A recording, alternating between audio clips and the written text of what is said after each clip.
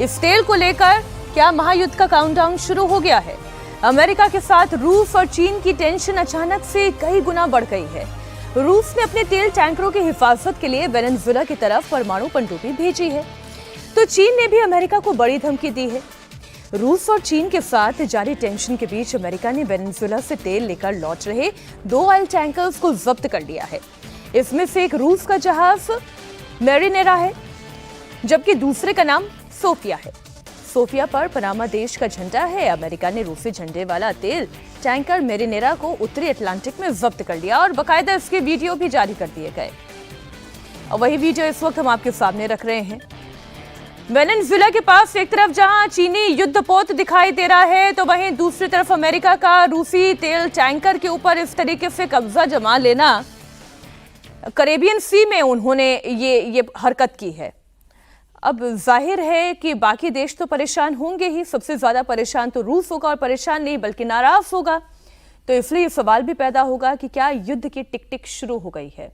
अवधेश जी, ये 4 तस्वीरें हम दर्शकों के सामने रख रहे हैं और सारी डिटेल पुतिन ने पनडुब्बी भी भेज दी। देखिए, ये पूरे हम सबको समझना चाहिए कि दुनिया में ऐसा कोई दिन नहीं रहा, प्रथम महायुद्ध और दूसरे महायुद्ध जिसको विश्व युद्ध कहा रहा था, उसके अलावा संयुक्त राष्ट्र जिस दिन कहीं न कहीं कोई तनाव झड़प और देशों के बीच नहीं हुआ हो, एक दिन नहीं गुजरा है।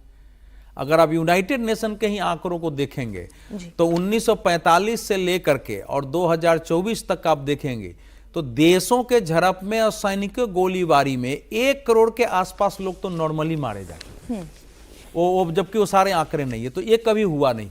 अभी इस समय की परिस्थिति जो है, जो कुछ द्वितीय विश्व युद्ध के बाद सोवियत संघ और अमेरिका के कारण जो दुनिया में एक संतुलन कायम करने की कोशिश हुई थी और एक नई विश्व की रचना हुई थी, वो स्वाभाविक नहीं था।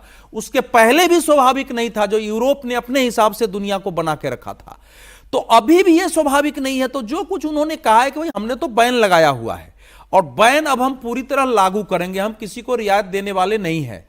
अगर वेनेजुएला पर हमको रियायत देनी है तो हम धीरे धीरे देंगे, ताकि वेनेजुएला का जो उसमें भी उनके शब्द हैं कि वेनेजुएला का जो तेल है वो अमेरिका, यूरोप और दूसरे को उचित मूल्य पर मिल सके और सही ढंग से उसकी सप्लाई हो सके, इसके अनुसार हम छोड़ेंगे। अगर रूस वहां से तेल ले जा रहा है तो हम तो उसको रोकेंगे उस सागर में, उत्तरी अटलांटिक में, कैरिबियन, 2 जगह उन्होंने रोका है कि हमारा ये कार्रवाई है।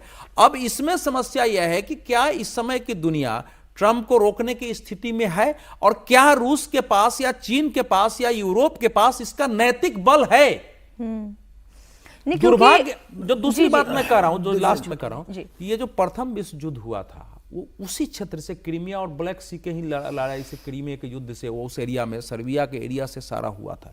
इसमें भी रूस इन्वॉल्व है। सेकेंड वर्ल्ड वॉर भी देखेंगे तो पोलैंड के गलियारे पर जब हिटलर ने कब्जा करने शुरू हुआ था, तब अटैक किया है। तो इसीलिए ये दोनों विश्व युद्ध जिसको कहा जाता है, दोनों का कारण उसी क्षेत्र में निहित था। अमेरिका की दोनों में भूमिका नहीं थी। सुनो, उस समय के दोनों, अमेरिका तो आया जब पर्ल हार्बर पे बमबारी किया। अमेरिका स्प्लेंडिड आइसोलेशन थ्योरी में विश्वास करता था। लेकिन अब देखिए, नैतिक बल की जैसे बात किया, नैतिक बल तो किसी के पास नहीं है, अमेरिका के पास भी नहीं है नैतिक बल। अब यूक्रेन पर रूस हमला करता है तो रूस पे प्रतिबंध लगा देते हो, भारत परमाणु विस्फोट करता है तो प्रतिबंध लगा देते हो। आप वेनेजुएला के राष्ट्रपति को उठा लाए तो आप पे कौन प्रतिबंध लगाएगा? लगना चाहिए ना, लगना तो चाहिए, लेकिन कौन लगाएगा? है किसी में हैसियत?